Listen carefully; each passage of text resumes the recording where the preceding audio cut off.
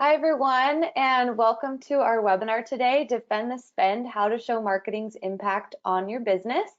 We know you probably have a lot of things you could be doing with your time, so we really appreciate you spending it with us here. My name's Katie, and I'll be moderating today's event. And before we get started, I just want to go over a few housekeeping items. So first of all, this webinar will be recorded, and you'll get an email with the recording afterwards.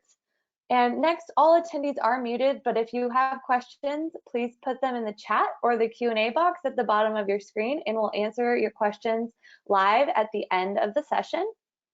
All right, and I'd like to, first of all, introduce our speakers today. So first of all, we have Danny McKeever. He's the Senior Director of Marketing Operations and Technology at Integrate. And Danny oversees Integrate's marketing technology infrastructure and operations, and he partners with the marketing organization on the strategic planning, execution, optimization, and measurement of campaigns with a focus on generating pipeline and accelerating sales. Before Integrate, Danny worked at BetterUp, Lookout, and Workday. And next we have Bonnie Crater. Bonnie is the president and CEO of Full Circle Insights. She's also a 5-time VP of marketing at Genesys, Netscape, Oracle, Stratify, and Voice Objects. While valuing the creative side of marketing, Bonnie's real love is marketing ops, measuring marketing investments and determining investment optimization. Now as CEO of Full Circle Insights, Bonnie is working to help fellow marketers get the data needed to succeed. Bonnie holds a BA in biology from Princeton University. All right, and just for our agenda, today on our webinar, we'll be chatting about the top 5 ways marketers can defend the spend. And then Danny will speak about how Integrate defends the spend at his company, and we will end with a live Q&A. And remember, you can ask all the questions you want in the Q&A panel at the bottom of your screen. We'll get to those at the end of the session. And with that, I'm going to let Bonnie take it away. Thanks, Bonnie.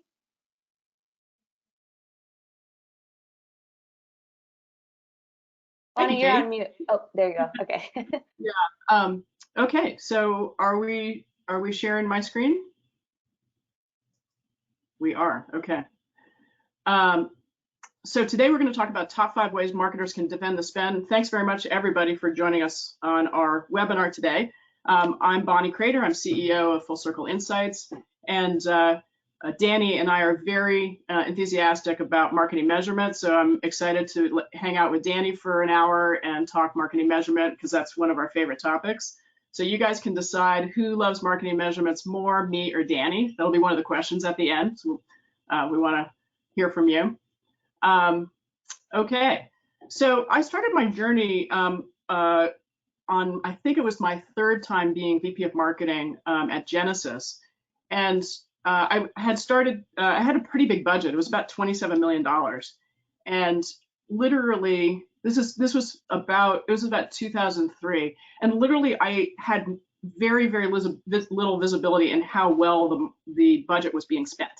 I didn't understand what the impact of all the programs were on sales.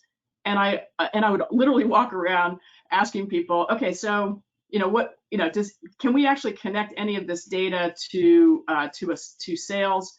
And they would say no, and I would say, well, aren't we storing all this data in Salesforce? And they said, well, Bonnie, I guess you don't really understand how Salesforce works, but we actually can't get that information.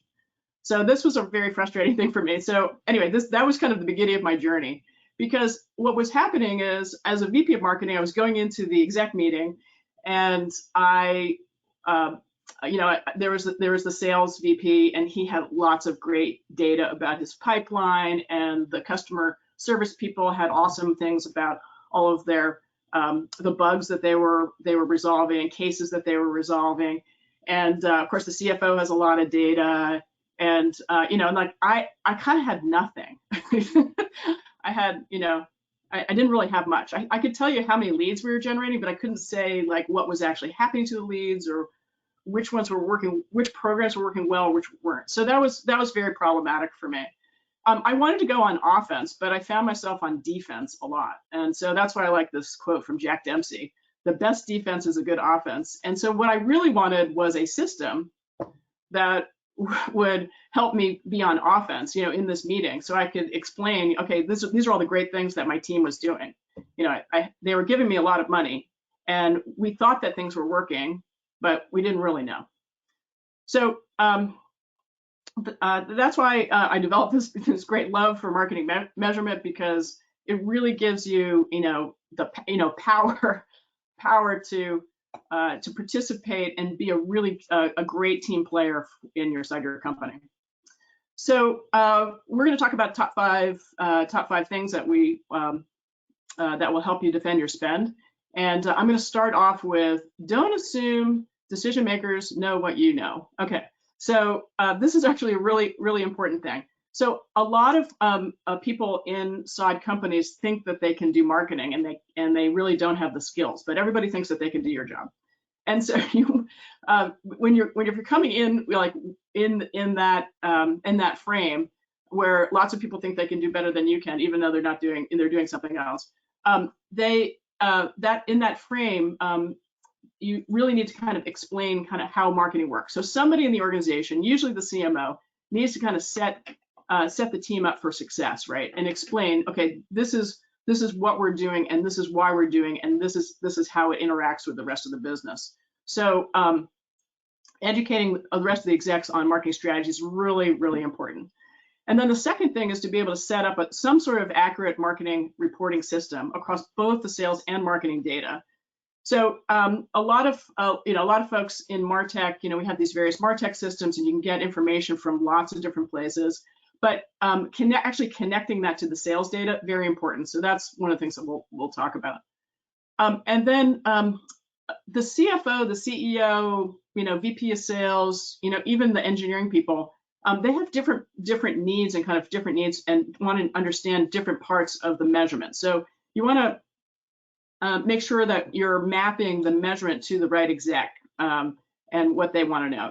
The sales guys all want to know about like lead conversion and how that's working, and they have this feeling that this campaign is great and it may not be great.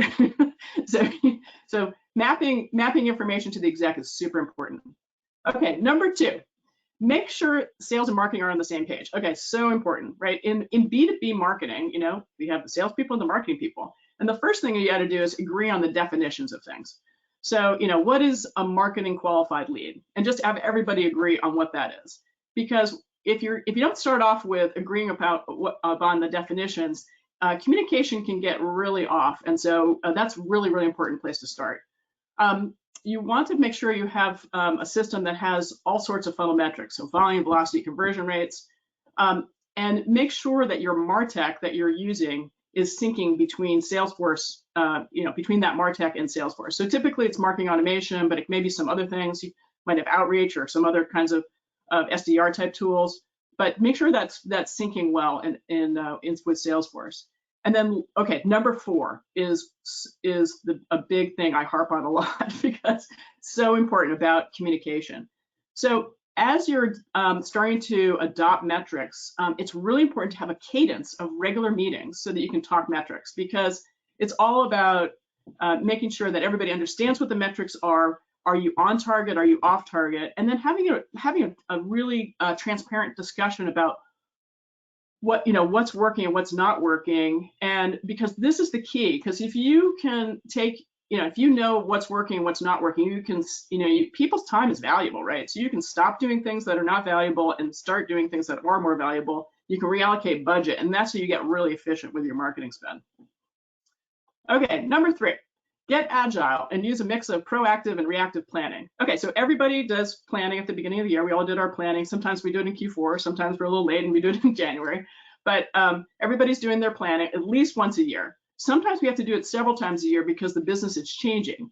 You might have less money to work with, or you might have more money to work with. But in any case, there's some parts of our planning is proactive and some of it's reactive. But the best way to figure out on the reactive side, of course, well, you can use these metrics in both proactive and reactive planning. But in particular, in reactive planning, you're looking at waterfall metrics or funnel metrics to optimize processes, right? So this is your lead management process. So volume, velocity, and conversion rate, you look at those metrics based on different campaigns that you're doing, and then you can optimize your lead management process around those metrics. And in particular, one of the key areas is the marketing to sales handoff, right? So you're handing leads off to sales and understanding what's happening with those leads. How well are they being followed up on? Are they meeting are the SDRs or your salespeople meeting their SLA? And so really understanding how that's working is super important. And then of course you can use the metrics to identify best channels and messages, and then the trending over time. So you can see if the trending is going up, good. If trending is going down, you need to make a change. Number 4, turn your team into ambassadors armed with accurate information. So it's cool if your marketing ops people know know what's going on with the measurement, but it's even more cool if everybody in the marketing organization actually understands what the metrics are and whether you're on target, off target, and you can arm the rest of the marketing team to be ambassadors. To when they're talking with sales, they can have a much more detailed conversation and with better insights to really optimize the activities that are happening. So turn your team into ambassadors armed with this accurate information. Hey, Bonnie, can I hop in there real quick? Oh yeah, I love this slide, and I apologize to hop in, but just to iterate, today we had in our organization, we had our monthly marketing meeting where all the different stakeholders across the different business units come and present back to the entire team what is happening with the data. Because they understand their uniqueness of their digital campaigns or their emails or whatever they're running, but we fold them into the story so they can then share back to marketing about what they're doing and how they're optimizing. So awesome. I just wanted to chime in. I love this slide, so thank you. No, that's really great, because our best customers, and you're one of our best customers, Danny. Our best customers do this on a regular basis, right? The sharing of information and really looking at what's working and what's not working. It's really key. So it's exciting to hear about your meeting. And number 5, and this is also really great for B2B marketers, because again, you have sales and you have marketing teams. So make sure you have a single source of truth across both sales and marketing. Because if marketing is looking at one set of data and sales are looking at a different set of data and they don't match, like, it's so hard to have any decent conversation about what's really going on with the marketing spend and how the leads are being handled and all that. So if you can place your data in one place, we like Salesforce, because you can take a lot of the information from your marketing automation system. You can take the rest of your martech, you can feed it all into Salesforce, you can organize it right inside Salesforce, and use standard Salesforce reports and dashboards to do all this measurement. So that's been our thinking and our approach. It works really well, and we're this is the system that I always wanted. Back in 2003, if I had this system, I would have been a much better marketer. It would have been great, but anyway, and so it goes, right? So just to summarize, the top 5 ways to defend your spend. First, don't assume that your decision makers know what you know. Make sure that you're speaking the language of that exec, whether it's the CFO, the engineering manager who wants to know about products, or the VP of sales that wants to know about lead gen. Make sure you're explaining your marketing and you're speaking to the exec in their language. Second is make sure your sales and marketing teams are on the same page. It starts with making sure you have all the definitions defined and everybody knows what an MQL is and what a SAO is and whatever your funnel stages are. Make sure everybody understands what those are. Get agile, right? And you're going to use a mix of proactive and reactive planning, so you can use these metrics in both in a proactive sense and also a reactive sense. Number 4, turn your team into ambassadors. Yeah, that's awesome. So that everybody understands what the metrics are, whether they're on target, off target, what are they doing about it, all that. And then lastly is, if your data is in one place and you have a single source of truth for both sales and marketing, boy, it makes the conversation a whole lot easier. So anyway, that's my pitch for this morning. I hope that you all are finding good ways to defend your spend, and I want to turn this over to Katie or Danny. so that Danny can talk a bit about how he is doing this now, today, successfully inside Integrate. Yeah, thank you very much, Bonnie. Feel free to hop in with questions as I talk, and we'll just, we can have some banter back and forth on some of this. Those topics that you went over almost exactly align with how I approach the business. So anyways, my name is Danny McKeever. I handle marketing operations at Integrate. I am a three-time, that's fine, Katie. I'm a three-time full circle customer and a now four-time Integrate customer. So I've, grown up through Workday, Lookouts, BetterUp, and now I've been at Integrate for about 9 months. So we are evolving as and learning as we go. But yeah, feel free to progress to the next slide. Where I wanted to start my story is really, I wanted to give a level set on internally at Integrate, what is our mission? How does marketing operation approach our business? I love it because our CEO believes that each person within our org should be the CEO of their job. You should be the expert of, what you do. And I'm a team of, we're a team of 4 people. We're really focused on how do I make marketing as efficient and as effective as possible. And that goes through people, through process, through technology and data. And it's all about measuring impact on the business. So feel free to progress. When at Integrate, we think about, where are we as a marketing organization on how mature are we? And different organizations land in different maturity models. At the early stages, and this could be early startups, or it could even be bigger organizations today, is, at the beginning, there's ad hoc, what we see is ad hoc marketing. And there's no one right or wrong answer. And some organizations, you might be a little farther along in certain aspects and a little behind in others.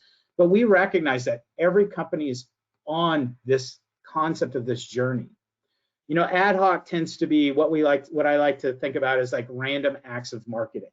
You're doing something, you're driving leads, you're not quite sure what's happening, but you're getting stuff done.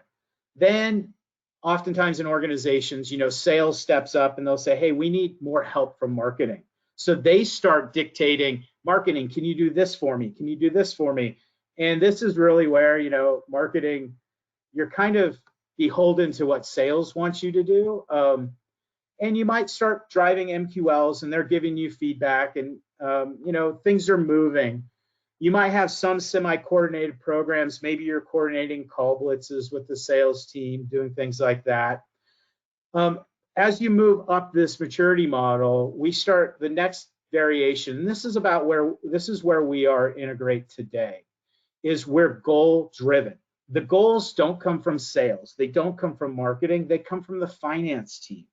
We have alignment between marketing, sales, and finance on what's the expectations from both marketing and sales on future revenue. These are internal goals. We can, at any point in time, refresh a dashboard to understanding where are we to our goals. And we're focused on generating opportunities. We're focused on generating that pipeline. Our dream, where we want to get to, is it's not about, at the end of the day, it is about revenue and driving things for the business, but it's all about that buyer's experience. How do you provide the best buyer experience through all of your different channels? And you're providing these experiences that change from on-premise events to online events to digital to PPC to email programs. They all have the capability to build an ideal journey for your buyers. And then from that, you have the ability to adapt and react as it relates to bottom line metrics. Feel free to move to the next slide.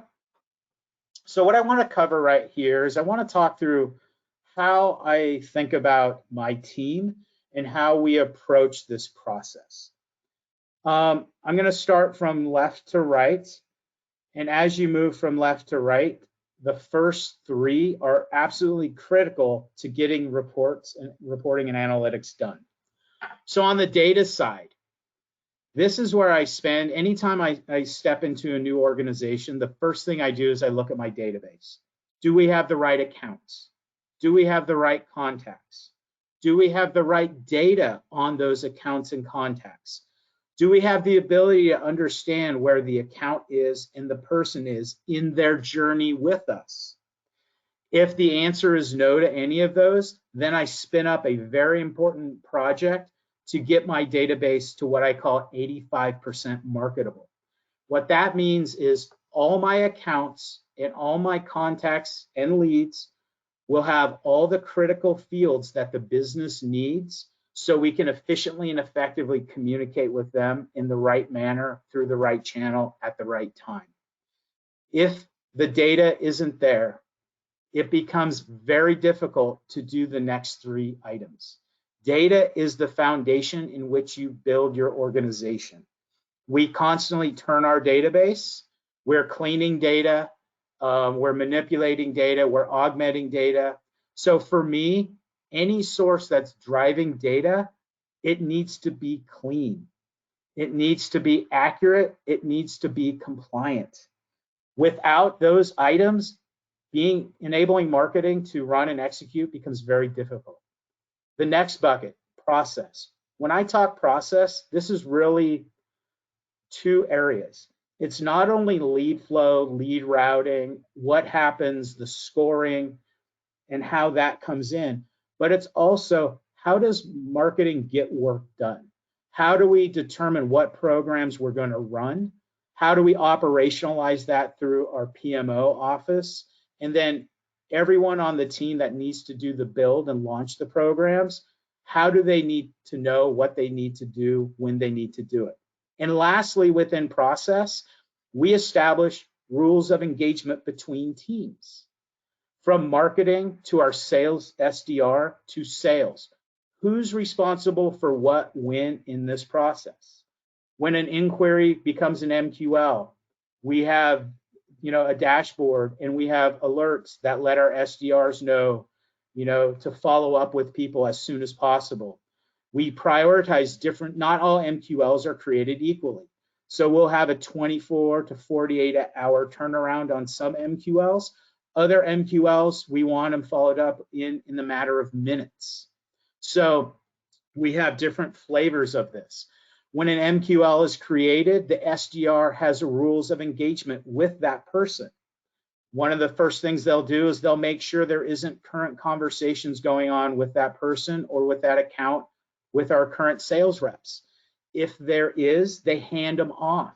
So that way the conversation is consistent for the buyer. There isn't any confusion. So we have very clear rules of engagement between our SDR and sales teams. Tools and technology. This becomes a very important piece. Tools are internal tools that make my team better, stronger, faster. Technology, or what are all the pieces of tech that marketing needs to run its programs, campaigns, to drive revenue for the business. So we look at both of these these angles, and I'll show you a slide in a minute that goes through this a little bit on what my technology stack looks like. Lastly, reporting and analytics. Too many people think they can go buy, a tool and it's a magic bullet that will give them all the answers to all their problems, but they haven't taken the time to get their data right, to align across marketing, sales, and finance, to align your marketing, SDR, and sales teams. They don't have the right tools or technology in place. And if those first three don't happen, reporting and analytics becomes very challenging. Can you move to the next slide? So here, I want to give a quick overview about how I approach my technology stack. At the very top, we think about it from an experience perspective. I call it integrate experiences. Underneath that, we have the buyer's journey. How do we drive awareness? How do we drive consideration and conversion events? How do we further, engagement and move people and accounts through deal acceleration processes. Within that, we align different tools and tech to these stages of the journey. The thing I want to point out on this slide is what I call my backbone. It's where you see the data lines connecting the different pieces of technology, where at the front, I start with integrate. Then I use Marketo, Salesforce, and then on the far right, to get my analytics right, full circle. Those are the 4 pieces of tech that I use as my backbone in my world today. Everything else hovers around these 4 pieces.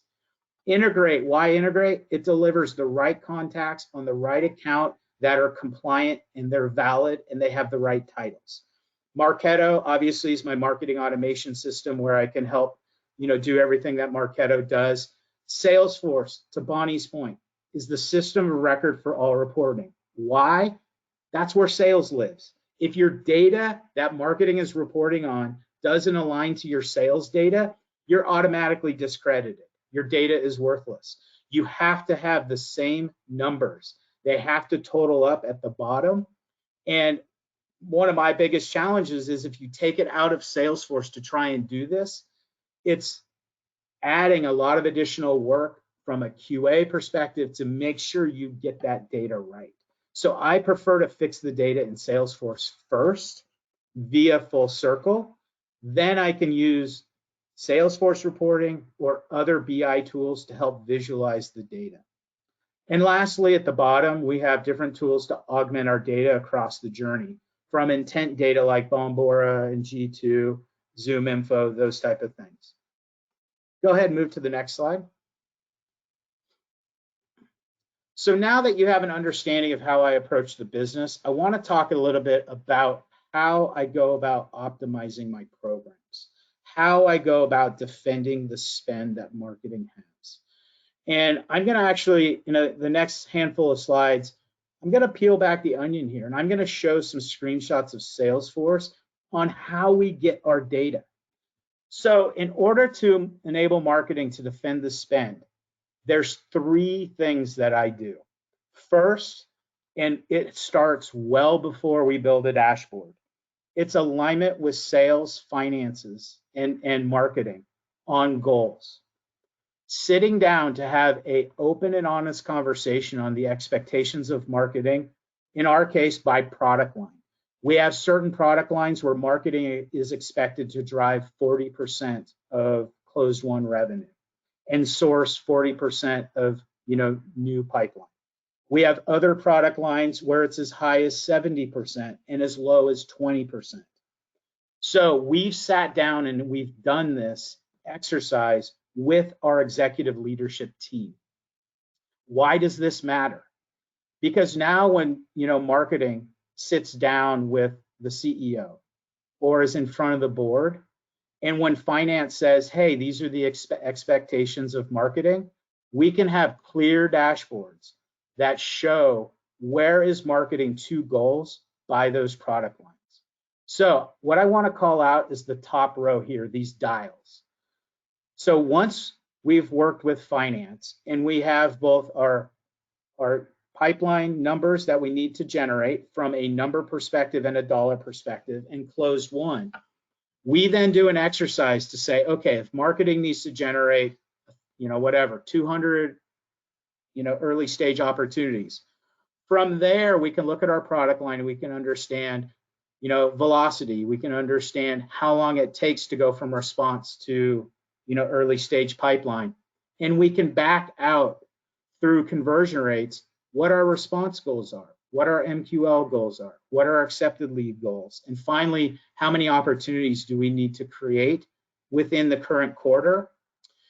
And we can now build a dashboard around that. So in this instance, the top row, this shows that data. I've blocked some of it out and some of this isn't, fully real, but at the top, we have our inquiry goal for the quarter, our MQL for the quarter, our accepted leads for the quarter, and our opportunities that we need to create to goal for the quarter.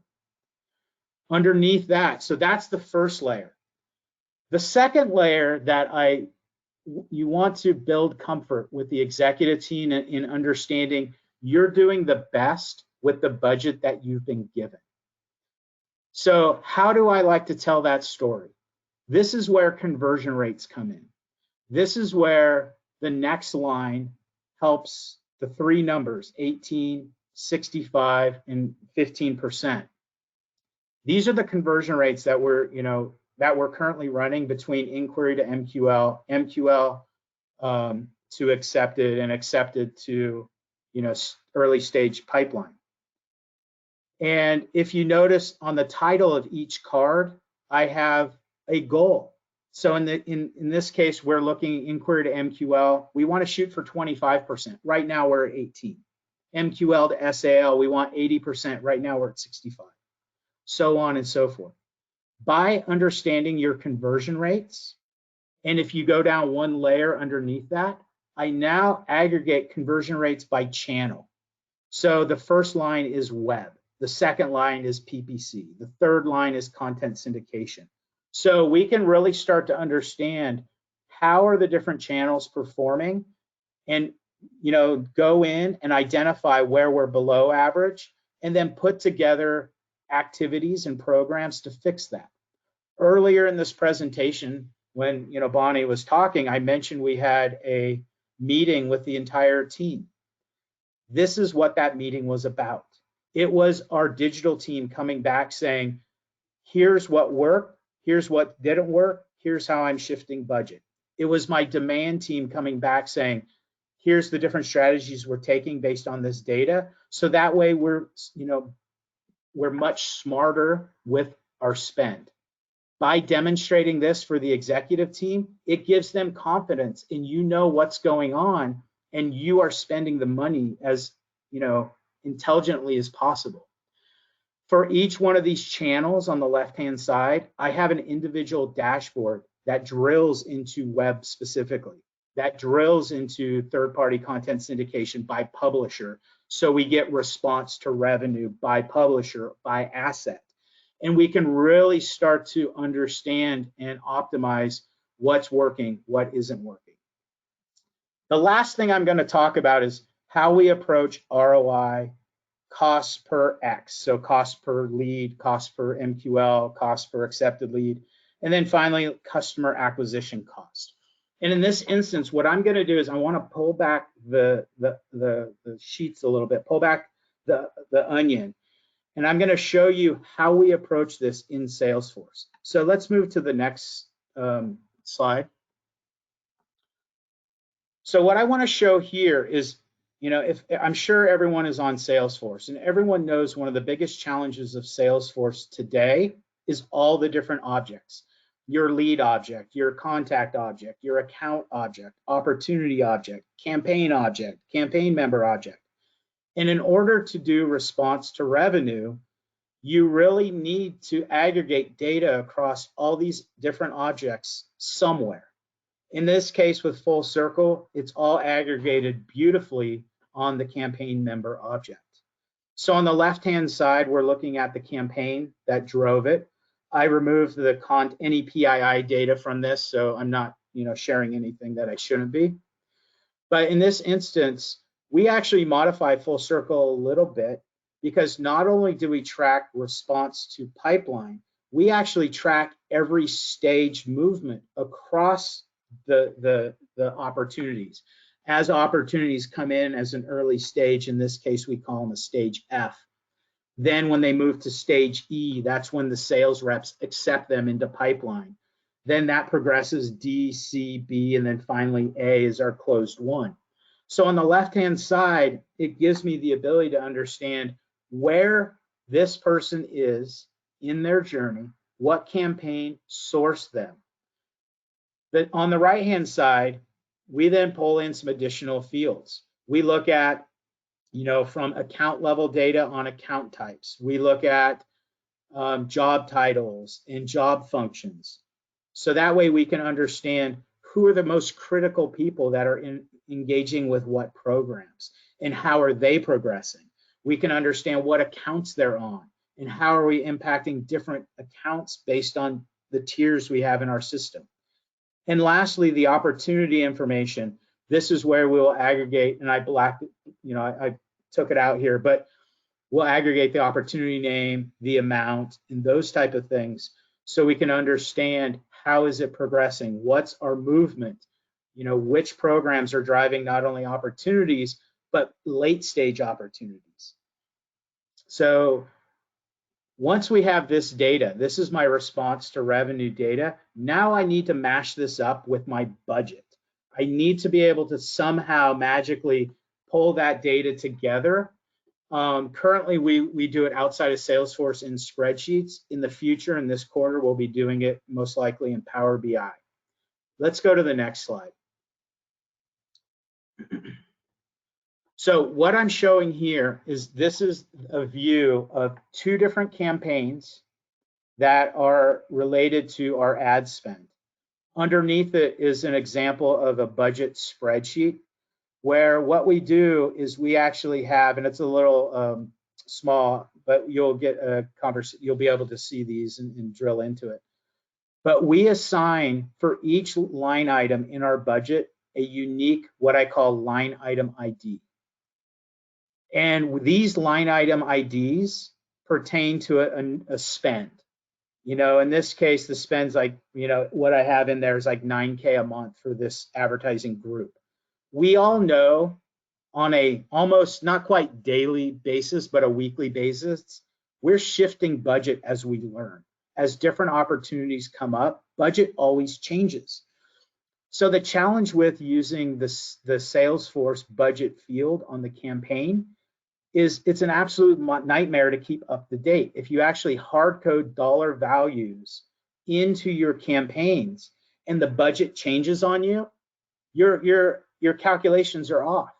So the way we approach it, we use these line item IDs, and we put line item IDs on every campaign that pertains to that spend. And we can have up to dozens of campaigns that all roll to a single line item ID here. By doing this association with our budget into Salesforce, that budget can change all at once. And we can, just pull in the real value at the end of the month or the quarter, whatever time period we want. And we can now mash together the budget and the spend with the response to revenue actuals that are aggregated by these line item IDs. And from there, we can easily get to our cost per lead or MQL or the customer acquisition cost for those line item IDs that are in our budget. And we can also drill in on by campaign, which campaigns are having the biggest impact from that spend. Let's move. So this is where, the 3 elements, as I go to wrap it up, and I'll hand it back to Bonnie, the 3 elements, just to remind everyone, align with your sales, finance, marketing teams on what the goals are. Because if your executive teams are all in alignment, that's a huge step forward that allows you to show where you are to those goals. And it prevents, finger pointing, and it prevents, those different challenges. The second thing, show your organization that you're optimizing your spend around conversion rates. You understand what programs are working, which ones aren't working, and that you're shifting budget to maximize those conversion rates. Lastly, mash together your budget spreadsheet with the actuals that sales gives you to start to do some cost per whatever. That way you can get to your ROI and you can start to understand, I spent this much money in this month or this quarter, and here's what I've gotten for it. And try to operationalize it so you don't have to manually maintain dollars in Salesforce. You try to make sure that this is as scalable as possible. So that way, as you start, going global, or you add more team members, you can easily scale this budget. And by the way, this budget is a joint effort with our finance team. It's not just marketing owning this. We own it in conjunction with our finance team. And since it's our finance team that's giving us the initial goals, it's a beautiful closed loop, process that allows us to be really smart in what we do. So with that, I'll hand it back to you, Bonnie. You can close it up for us. Thank you. Thank you, Danny. Yeah. So I love that that budget spreadsheet. I think that's a really it's a really good and also pretty low cost way to connect the Salesforce data with your budget. Like, Yeah. so that's a really good solution. Did you invent this at Integrate, or is this something that you kind of did before? It's, we started it a little bit at BetterUp, but we really have evolved it here at Integrate. Yeah, that's great. Yeah, it looks really good. Okay, so Danny and I are kind of speaking the same language. I wanted to just wrap it up with a couple of things. I'd be remiss to talk and not really talk about how, in summary, how our best customers are uncovering, 30, around, it's around, if you don't have this information, it's around 30% of your marketing budget that that you can use and be much more efficient about. So that's basic. That's pretty much what we've seen over the last 10 years. So starting with aligning sales and marketing on company objectives, our best customers, they get the company objectives from the CFO or from the CEO, wherever it comes from, and they align sales and marketing activities on those company objectives. And then there's an adoption of funnel metrics and attribution types of metrics that allow for measuring measuring that spend. The third step is, and this is what Integrate's doing a great job at on a lot of fronts, but in particular having these regular meetings where it's meetings internally inside the organization, but also regular meetings with execs, so that there's good feedback across organization. Now, when in these regular meetings, it's it becomes pretty evident where there's areas of improvement. So there's identification of areas of improvement and shifting of spend. Sometimes that happens outside the meeting, sometimes it happens in the meeting, but then there are these adjustments that happen across sales and marketing operations. It could be a process thing, it could be an investment in a campaign, it could be a lot of different kinds of adjustments, but then that virtuous circle starts over again. Okay, let's remember what we're trying to achieve. Okay, let's get the right metrics in place. Let's have our meeting. Let's identify those areas of improvement. Let's adjust and so on. So that continues is a continuous process throughout the year.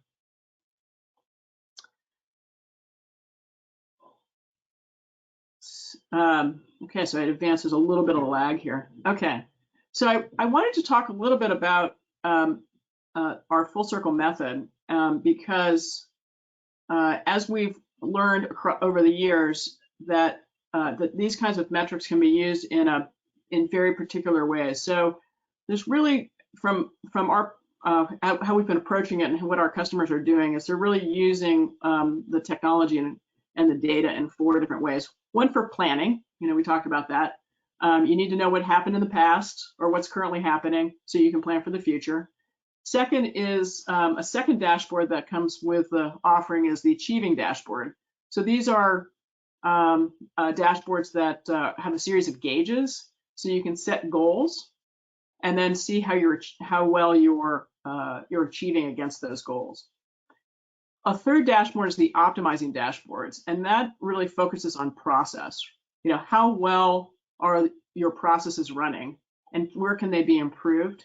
And then lastly is looking at your campaigns and where they're making the biggest impact on the business. And you've seen what Integrate has done is they've basically taken some of these components and they've recombined them in a way that's optimal for Integrate, and we certainly encourage that.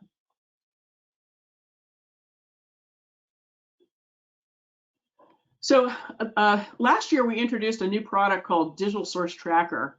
And because of that, we decided that we would introduce 4 new dashboards that was tracking digital marketing. And so the first one is around engagement, right? How well are prospects engaging in digital campaigns? How much are we? The next one is cost. How much is digital marketing costing us? The third one is effectiveness. So what's the impact and the effectiveness of our digital marketing on the business? And then the last one is really focused on revenue.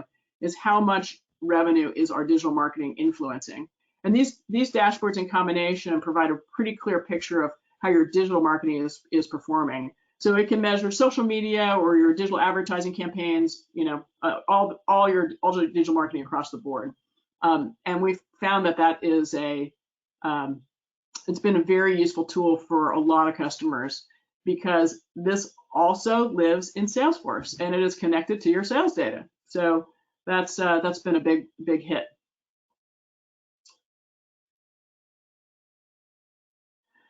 So I want to just conclude and thank everybody for attending. Danny and I are very enthusiastic about these marketing measurements and what you can do with them.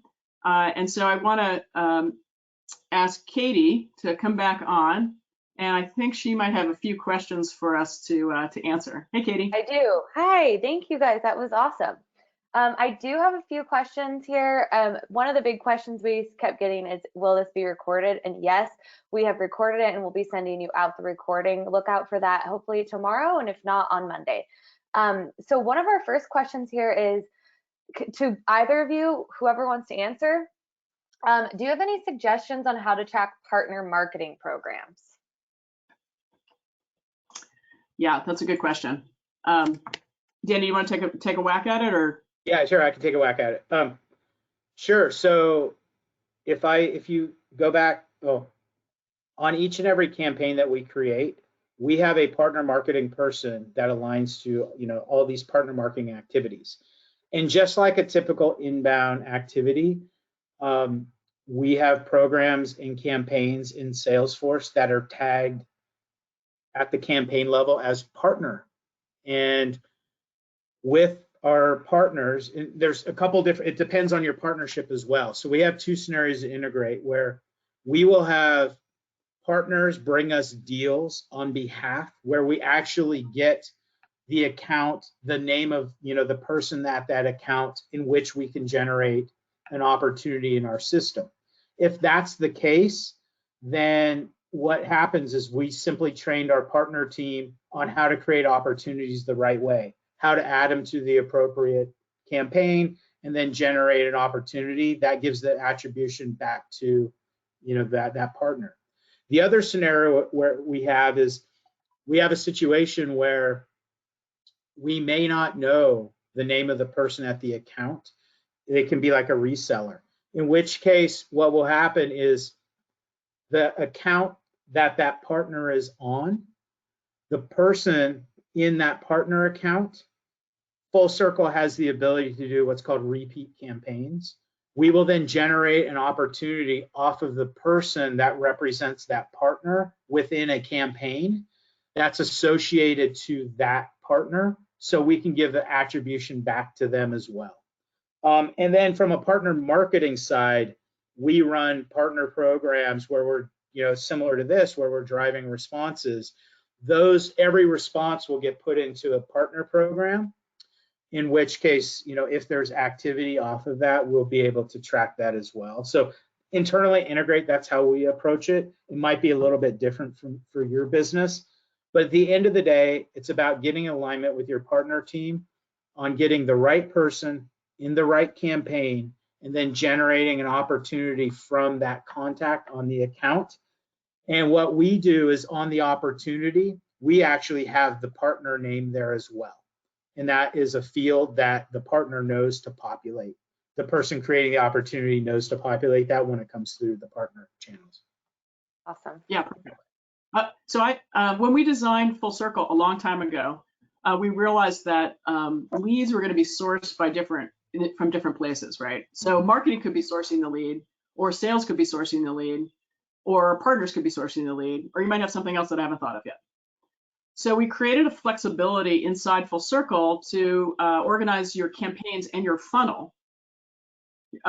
Organize your campaigns in your funnel by where it's sourced. So you can have effectively a partner funnel and a marketing funnel and a sales funnel, three separately, or you can combine them together in any way you like. But that's built into the product to create that flexibility. Then there's a whole bunch of operational things that Danny very eloquently described.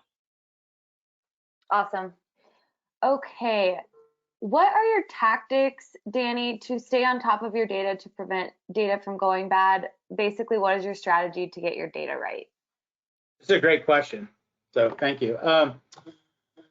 So at the end, if you can go to my slide, and I'll share this real quick, go to the technology slide.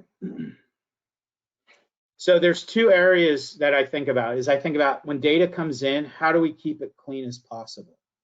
And then the second thing is, how do we make sure as data moves through the system that it's accurate and reliable? So there's two things that I do. First off, this is why I have integrate at the front of the funnel, because integrate delivers me the right people with the right contacts. They have the right emails, they're all valid, the right phone numbers, and the data comes in clean. And if it's not clean, integrate will reject it back to the provider and force that clean data to come in. So that way my data is always clean. The second thing I do is, as data changes, and this is really in Salesforce, and we have a tool. So this is a technology slide, but we have a tool that is a Slack integration with Salesforce it's called Troops. And what we monitor is, we monitor anytime key data changes along the journey. So let's say, for example, an opportunity is created. When an opportunity is created, it's created off of a contact in a campaign, and that campaign has a source. It could be marketing, it could be partner, it could be sales, it could be our SDR team. Then when that opportunity is created, there's a required field on the opportunity that the person who's creating the opportunity picks from a pick list that says, where did this opportunity come from? So, and if the data, and it's a short drop down, it's basically sales, marketing, partner, referral. If that data in the pick list does not align with the data of the campaign member, that's a Slack trigger that comes to the marketing operations group, where I go follow up with the rep and I ask a question. How did you get this opportunity? Give me a little bit of a background. Then I will go in and I will adjust that data, so that way the data is 100% accurate. I either change that source that they set, or I will actually change the campaign that that person came from. So that way, when we do reporting up to sales and the executive team, all the data is right. You don't have the finger pointing at the end of the day. So anyways, that's how we approach it. Thank you. Wow, Danny, that's a really, really good process. I love it. Okay, looks like we can do one more question here. How do you work with demand gen to give them visibility to what's working and what's not working? Okay, yeah, lastly. So what we'll do is we'll partner with the team members, and we have a process where, like, we just don't go and randomly build dashboards. What we do is, each dashboard has a strategy behind it. What are the questions we want to have answered? And I really have 3 different types of dashboards. I have an operational dashboard. That's kind of the nuts and bolts of how is data moving, where's there gaps in the data. I have a performance dashboard that really looks at how are things performing, what's working, what's not working, are we on track to goal, what's our conversion rates. And then we try and build an insights dashboard. And this is really the hardest one, and I can honestly say we're not fully there yet. But these are dashboards that say, if I do this, I will get this in the future. So that takes data. We now have, with Full Circle, about a quarter's worth of really good data. And a lot of those opportunities that were created last quarter are still in the process of closing. So I need another quarter or 2 worth of data, to where then I can start to forecast, if we start to do programs, we'll get the outcomes. But what we do is we partner with the demand team. We align on what type of dashboard are you looking for? What are the key questions you want to have answered? Once we identify those questions, then we get the data and we visualize the data and partner with them so they have that view into their world. Awesome. Okay, well, I think that's all we have in terms of questions. Remember, you'll be getting this recording sent to you, so look out for an email from Full Circle. And I just want to thank our speakers, Danny and Bonnie. That was awesome. I really appreciate you for doing that. And thank you, everyone, for joining us. Hope you have a great rest of your Thursday. Thank you, everybody. Thanks. Thanks, everybody.